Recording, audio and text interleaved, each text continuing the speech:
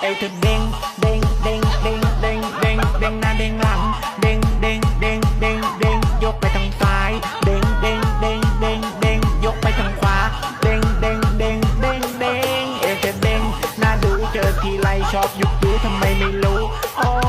ยทำไมไม่รู้แต่กางเกงลายช้างบ้านพี่ยังอ้างว้างถ้าน้องยังว่างมาเต้นให้พี่ดูบ้างโอ้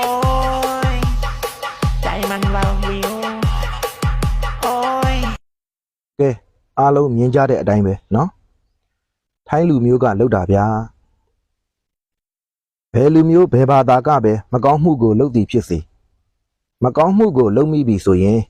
မကောင်းမှုရဲ့ဆိုးကျိုးကိုခံစားရမှာဟာတဘာဝပဲဖြစ်ပါတယ်ဓမ္မပဒပါဠိတော်ဘာလဝတ်ဥပ္ပလဝံဝတ္ထုမှာမြတ်စွာဘုရားက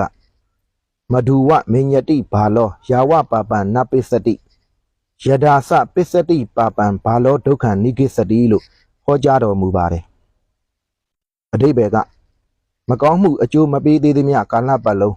ထိုမကောင်းမှုကိုပြားရည်လိုပဲအောက်မေ့မှတ်ထင်၏ထိုမကောင်းမှုအကျိုးပေးခြင်းရောက်တဲ့အခါမှာဆင်းရဲဒုက္ခရောက်တော့၏လို့ဆိုလိုခြင်းဖြစ်ပါတယ်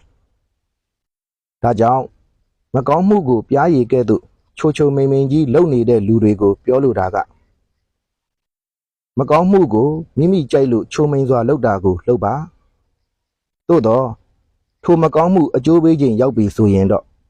ခါတတ်တဲ့ဆင်းရဲဒုက္ခကိုခံစားရမယ်ဆိုတာကိုတော့သိထားပါလို့ပြောချင်ပါတယ်